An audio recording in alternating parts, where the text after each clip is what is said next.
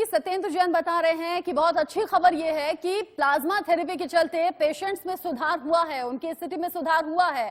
अब आपको जानना और जरूरी यह हो जाता है कि प्लाज्मा थेरेपी आखिर क्या होती है और क्या प्लाज्मा, जिसका जिक्र बार बार हम कर रहे हैं, वो प्लाज्मा आखिर होता क्या है, कहां से आता है प्लाज्मा। अब ये आप जानिए कि हमारी बॉडी के अंदर होता है। ग्राफिक्स के जरिए हम आपको बताएंगे और समझाएंगे, कोशिश करेंगे कि प्लाज्मा आखिर होता क्या है। आपकी बॉडी में मौजूद रहने वाला या आपके ब्लड में मौजूद होता है, जो कि 55 से 60% ये हिस्सा होता है। आमतौर पर खून आपको लाल रंग का दिखाई देता है, लेकिन इसमें एक पीले रंग का पदार्थ होता है जो कि शरीर के 55 से 60% ब्लड में शामिल होता है। इसी को प्लाज्मा कहा जाता है। खून अलग कर लिया जाता है, प्लाज्मा अलग होता है। Red and white blood cell के लिए इन तरल पदार्थों का इस्तेमाल होगा और इसी के जरिए एक मरीज की स्थिति में सुधार है। 2 रिपोर्ट अब तक उसकी नेगेटिव आ गई हैं। आप एंटीबॉडीज का जिक्र इन दिनों बार बार सुन रहे होंगे, इम्यून सिस्टम डेवलप करने के आप टेक्निक बार बार सुन रहे होंगे। ये एंटीबॉडीज ही वो काम करेंगे जिसके जरिए कोरोना को हराया जाएगा और इसी प्लाज्मा से इन एंटीबॉडीज को निकाला जाएगा, यानी कि प्रतिरोधक क्षमता उस मरीज की मजबूत की जाएगी जो कि कोरोना से गंभीर तौर पर बीमार होगा या वेंटिलेटर पर होगा।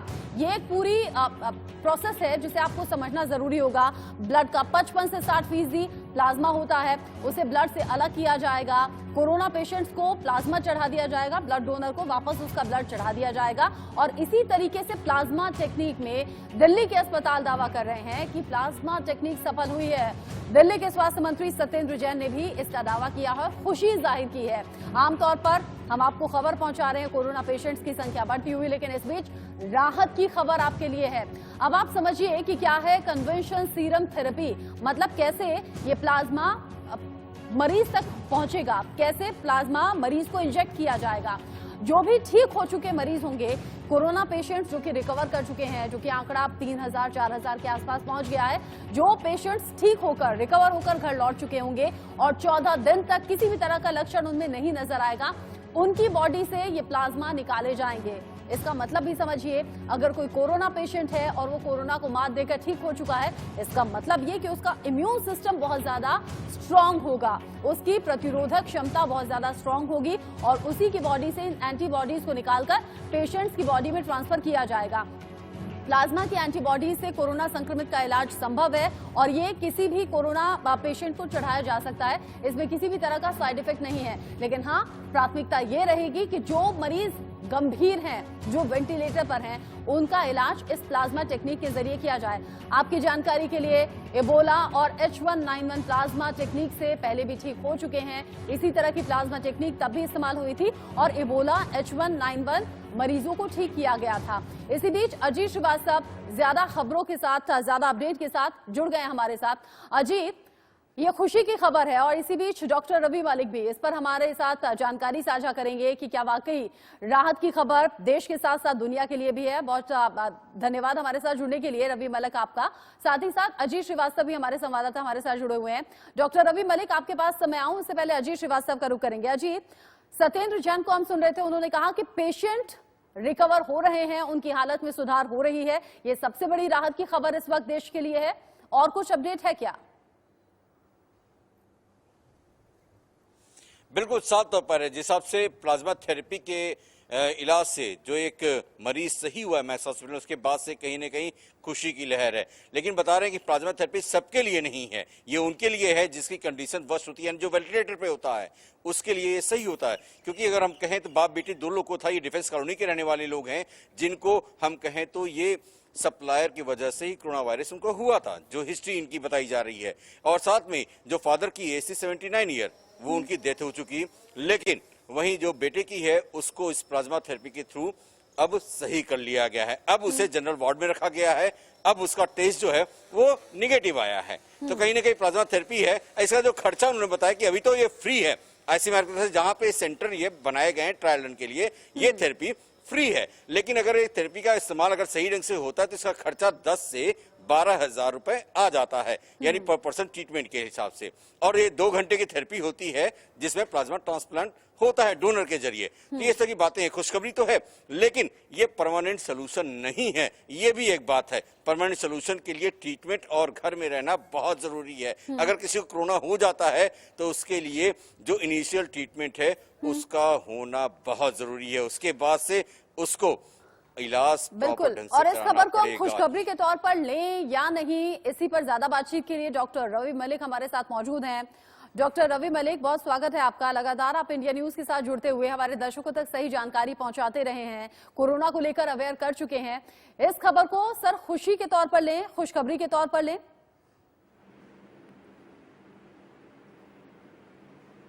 देखिए, मैं आपको बताऊं कि सीपीटी, जिसको कि हम कन्वल्सेंट प्लाज्मा थेरेपी कहते हैं, ये चाइना ने भी काफी यूज की इस पैंडेमिक में, यूएसए ने भी यूज की है और अब इंडिया में भी हमने यूज की है। ये एक अच्छा विकल्प है जब तक कि हमारी दवाइयां नहीं डेवलप होती या वैक्सीन नहीं डेवलप होती। ये एक स्टॉप गैप अरेंजमेंट के माध्यम से यूज करा जा सकता है और इस पे काफी सारे क्लिनिकल ट्रायल्स होने चाहिए। ये बड़ी एक इम्पॉर्टेंट। मैं आपको बताऊं कि सीपीटी जो है ये 1900 आप समझ लो कि 90 के आसपास जो है 1890 में पहली बार इस्तेमाल हुई थी डिफ्थीरिया के पेशेंट में। उसके बाद जब 1920 में हमारा स्पेनिश फ्लू का जो वो हुआ था तब ये यूज हुई थी। उसके बाद 2014 में भी इबोला वायरस के लिए WHO ने कहा था इसका यूज कर सकते हैं। 2015 में H1N1 के लिए यूज हुई है। तो ये नई थेरेपी नहीं है, ये जब भी पैंडेमिक्स आए हैं तो इनका इस्तेमाल हुआ है और इससे हमें बेनिफिट भी मिला है। मैं आपको बता दूं होता क्या है कि जैसे किसी व्यक्ति को कोरोना हुआ, उसके अंदर एंटीबॉडीज यानी कि रोग प्रतिरोधक क्षमता वाले जो सब्सटेंसेस एंटीबॉडीज वो प्रोड्यूस हो जाते हैं। हम क्या करते हैं, उसमें से प्लाज्मा निकालते हैं। प्लाज्मा निकालने के बाद पहले टेस्ट होना चाहिए कि इसके अंदर हेपेटाइटिस बी या कोई एड्स या उसके कोई वो तो नहीं है। उसके बाद हम प्लाज्मा थेरेपी पेशेंट में दे देते हैं जिससे कि वो एंटीबॉडीज उस पेशेंट के अंदर जाने के बाद में वायरस से लड़ती हैं और उसे ठीक कर देती हैं। इसके 2 यूजेस हैं, एक तो हम मरीज को भी ठीक कर सकते हैं और दूसरा ये हम उन पेशेंट्स में भी दे सकते हैं स्टडी के बाद में जिनमें हमें प्रिवेंशन करनी है, जैसे health care workers, doctors. As a passive immunisation भी हम इसको यूज कर सकते हैं। तो ये एक बहुत अच्छी खबर है कि हमारे हिंदुस्तान में भी इसको इस्तेमाल किया गया। चाइना ने पहले ही यूज किया था, अमेरिका ने भी यूज किया, अब हमारे हिंदुस्तान में भी यूज हुआ है। और अगर इसको ये परमिशन मिल रही है तो इसके क्लिनिकल ट्रायल्स होने चाहिए, कायदे से double blind control trial studies होनी चाहिए। एक लंबी लिस्ट है, जैसे ये खबर सामने आ रही है, सवाल बहुत ज्यादा हमारे सामने आ रहे हैं और जो लगातार मुझ तक पहुंच रहे हैं आपसे पूछने के लिए भी। क्या इसे परमानेंट सोल्यूशन के तौर पर देखें क्या कोरोना के खिलाफ? नहीं, ये सिर्फ एक स्टॉप गैप अरेंजमेंट होता है। परमानेंट सॉल्यूशन तो देखो उसकी दवाई या वैक्सीन ही है जिसमें कि हमारे को काफी हद तक जो है ये क्यूर भी हो जाता है और प्रिवेंशन भी हो जाता है। जब भी कोई नया वायरस आता है तो ये एक स्टॉप गैप अरेंजमेंट होता है। जब तक उसकी वैक्सीन नहीं आती या दवाई नहीं आती है तब तक हम प्लाज्मा थेरेपी से उस पैंडेमिक को कंट्रोल करने की कोशिश करते हैं या लोगों की जान बचाने की कोशिश करते हैं। डॉक्टर रवि बता रहे हैं कि परमानेंट सॉल्यूशन नहीं है, परमानेंट सॉल्यूशन के लिए अभी वैक्सीन का इंतजार करना होगा और साथ ही साथ सोशल डिस्टेंसिंग बहुत ज्यादा ख्याल हमें रखना होगा इसके लिए। प्लाज्मा टेक्निक के लिए क्या कोई उम्र भी निर्धारित है डॉक्टर रवि, या फिर किसी भी उम्र के पेशेंट को ये प्लाज्मा टेक्निक के सहारे ठीक किया जा सकता है? देखिए, प्लाज्मा थेरेपी के अभी तक जो इंडिकेशंस हैं, क्योंकि इसकी सेफ्टी एफिकेसी की स्टडी होनी जरूरी है, इसकी इंडिकेशंस यही है कि जो पेशेंट्स अभी वेंटिलेटर पे या सीवियरली सिक हैं उनके अंदर जो है प्लाज्मा थेरेपी हम, क्योंकि उनके अंदर और कोई हमारे पास विकल्प नहीं है तो उनके अंदर हमें प्लाज्मा थेरेपी देके जो है उनको ठीक करना चाहिए। तो उसकी इंडिकेशंस है।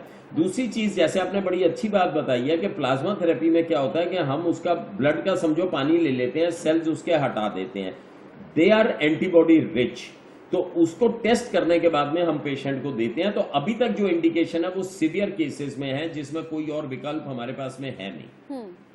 डॉक्टर रवि, चूंकि ये बहुत आम सा सवाल है, आपने देखा होगा एक वक्त वो भी था जब लोग ब्लड डोनेट करने से कतराते थे, डरते थे, सोचते थे कि ब्लड की तो कमी हो जाएगी। फिर धीरे धीरे लोग अवेयर हुए कि ब्लड डोनेट करने के बाद 24 से 48 घंटे में बॉडी रिकवर कर लेती है, ब्लड आपका फिर से बनना शुरू हो जाता है, आपको ब्लड की कोई कमी नहीं होगी। इस वक्त जब कोरोना से लोग डरे हुए हैं, अगर कोई कोरोना से ठीक होता है, क्योंकि उन्हीं पेशेंट्स का प्लाज्मा लिया जाएगा जो कोरोना से ठीक हुए हैं, कोई कोरोना से जंग लड़ते हुए ठीक हो जाए, उसके बाद ये डर उसके मन में अगर आए कि अगर मैं प्लाज्मा डोनेट कर दूंगा कहीं फिर से मुझे कोरोना ना हो जाए, कहीं फिर से मैं बीमार ना हो जाऊं, इसको लेकर जानकारी जरूर हमारे साथ साझा कीजिए ताकि इस डाउट को, इस भय को दूर किया जा सके।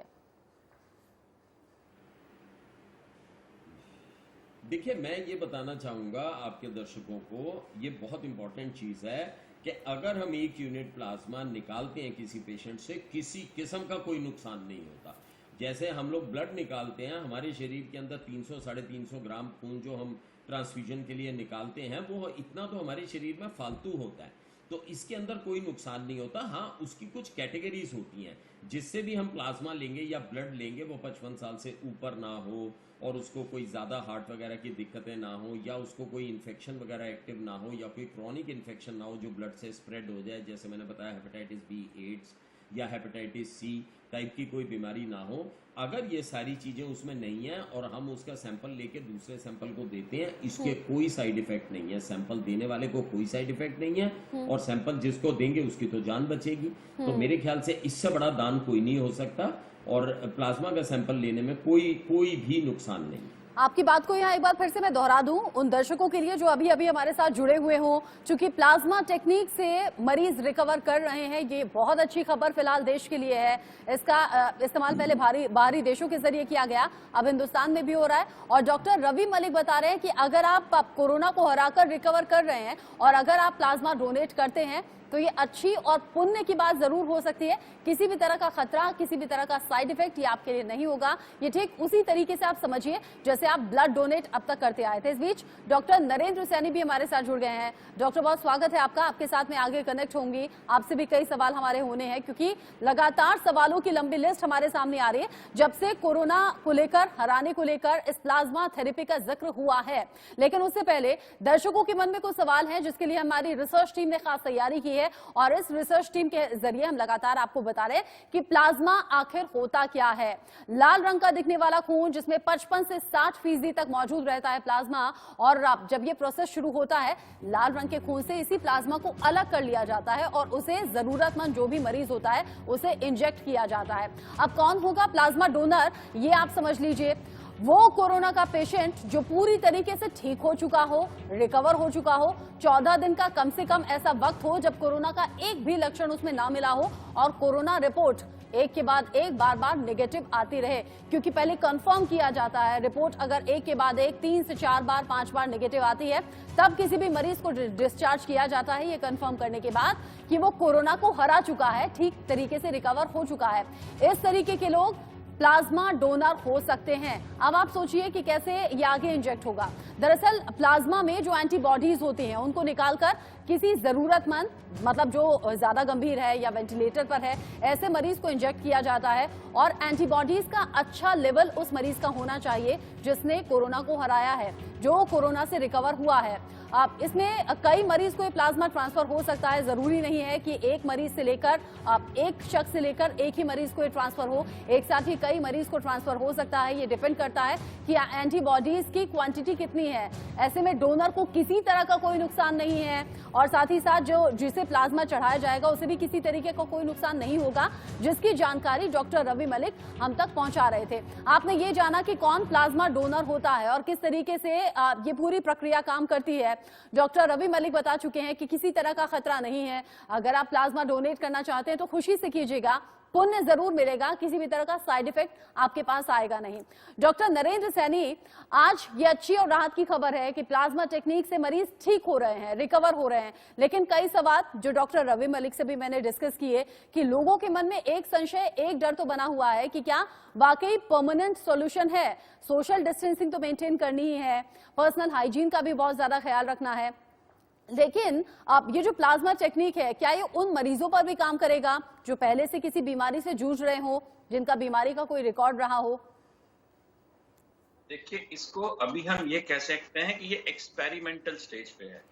इसको ये नहीं कतई कह सकते कि यहाँ हमें एक सॉल्यूशन मिल गया, क्योंकि ये तभी कहा जा सकता है जब हमने सिर्फ किसी भी मरीज को यही सिर्फ प्लाज्मा दिया हो। ऐसा नहीं है, इन सभी मरीजों में बहुत सारी और दवाइयां भी चल रही हैं। तो सभी दवाइयां और ये भी एक पद्धति एक्सपेरिमेंटल स्टेज पे है। हाँ, इसका फायदा हुआ ये हम कह सकते हैं, लेकिन क्या सिर्फ जो आपने मुझसे क्वेश्चन किया कि इसको हम मान लें कि अब हमें इलाज मिल गया, नहीं, इसको हम ये नहीं कह सकते, क्योंकि प्लाज्मा कई बारी काम करता है, कई बारी नहीं करता। किस स्टेज में पेशेंट को दिया जाना चाहिए, क्या सारे फीचर्स पेशेंट के समय भी इस्तेमाल होगा या पहले हमें देना चाहिए, किस वक्त देना चाहिए, कितना एंटीबॉडी के अंदर होना चाहिए, तो ये सब सारे सवालात हैं इसमें।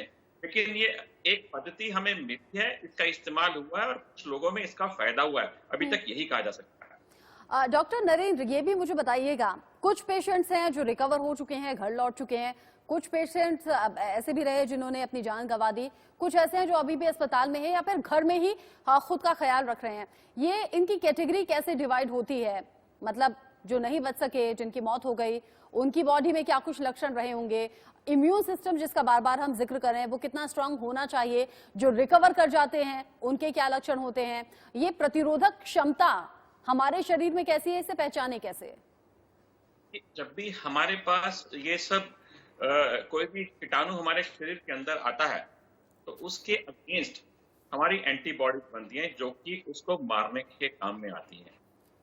जो हमारे स्वस्थ लोग हैं, जिसको हम माइल्ड डिजीज बोलते हैं, जिनके अंदर माइल्ड डिजीज होती है, जिसमें मतलब कुछ तो ऐसे भी है जिनको कुछ भी नहीं हुआ, सिर्फ उनके अंदर वायरस गया, ये सिर्फ हमें मालूम है, लेकिन उनके ऊपर कोई सिम्टम्स नहीं आए और वो ठीक ठाक होकर चलते रहे, अपना काम करते रहे, लेकिन उनके अंदर वायरस है।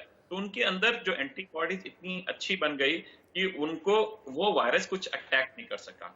कुछ होते हैं माइल्ड, जिसमें कि एंटीबॉडीज हमारी स्ट्रांग बनी, लेकिन थोड़े बहुत सिम्टम्स है, जैसे कि थोड़ा सा उनको बुखार आया कुछ दिन के लिए गला खराब हुआ, थोड़ा बहुत हाथ पांव में दर्द हुआ, उनको माइल्ड सिम्टम्स होते हैं, वो ठीक हो गया। उसके बाद एक कैटेगरी आती है थोड़ा और बड़ा, तो उनको सांस लेने में तकलीफ हुई, लंग्स में अंदर निमोनिया बन गया, उसको हम बोलेंगे माइल्ड टू मॉडरेट। मॉडरेट मतलब उन्होंने कुछ थोड़ा बहुत एंटीबॉडीज बनी, लेकिन वो थोड़ी देर तक और ज्यादा स्ट्रांग होने के बाद उनकी एंटीबॉडीज इतनी बन गई कि वो फिर रिकवर हो गए। लेकिन एक होते हैं सीवियर, यानी कि उनके सांस लेने में इतनी तकलीफ हो गई कि वायरस इतना ज्यादा उनके अंदर जाकर मल्टीप्लाई कर गया कि एंटीबॉडीज बनने में टाइम लगा या नहीं बन पाई उतनी। तो उनको बोलते हैं हम सीवियर, जिनको कि हमें आईसीयू में एडमिट करना पड़ता है, इवन वेंटिलेटर का भी इस्तेमाल करना पड़ता है, और धीरे धीरे वायरस इतना बढ़ता चला जाता है कि वो हमारे दूसरे अंगों को भी खराब करने देता है। कुल मिलाकर अगर कहें तो यहाँ पर इम्यून सिस्टम अपना बहुत ज्यादा स्ट्रांग करने की जरूरत है। लॉकडाउन में अगर हम घर पर हैं तो कैसे हम अपना इम्यून सिस्टम स्ट्रांग करें? डॉक्टर रवि मलिक, अंत में हमारे दर्शकों के लिए ये जरूर बताइएगा, प्लाज्मा थेरेपी आ गई है, बहुत अच्छी बात है, सक्सेसफुल रहती है, आगे से इलाज होता है, बहुत अच्छी बात है, लेकिन इसकी नौबत ही ना आए, हमारा इम्यून इतना ज्यादा स्ट्रांग हो घर बैठे लॉकडाउन में, ऐसा हम क्या करें?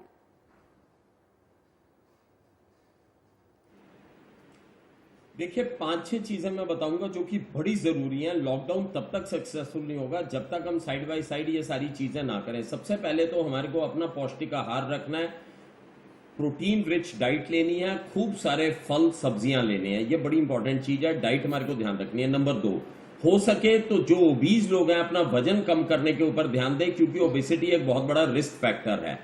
ऑफलेट अभी ये बताया गया कि जो लोग ओबीज हैं उनके अंदर कोरोना होने के और कोरोना से मृत्यु होने के लगभग 2 गुना ज्यादा चांसेस होते हैं। तो अपना वेट। नेक्स्ट चीज ये बड़ी इंपॉर्टेंट है कि आप स्मोकिंग बिल्कुल छोड़ दीजिए, क्योंकि कोरोना भी लंग्स पे अटैक करता है, स्मोकिंग भी करती है। उससे नेक्स्ट चीज है, अगर आप शराब का सेवन करते हैं तो या तो उसको कम कर दीजिए या बिल्कुल छोड़ दीजिए, क्योंकि उससे भी एडवर्स इफेक्ट होते हैं। और सबसे इंपॉर्टेंट चीज है कि इंडोर एक्सरसाइज को आप चाहे आप खड़े खड़े रास्ता टापिए, खड़े खड़े भागिए, जो मर्जी कीजिए, लेकिन इंडोर एक्सरसाइज बहुत अच्छे तरीके से डॉक्टर रवि मलिक ये बता रहे हैं कि क्या क्या हमें ध्यान रखना है घर में बैठे लॉकडाउन के दौरान। लेकिन इस बीच दर्शक कोरोना को लेकर ज्यादा से ज्यादा जानकारी जिसको जानना चाहते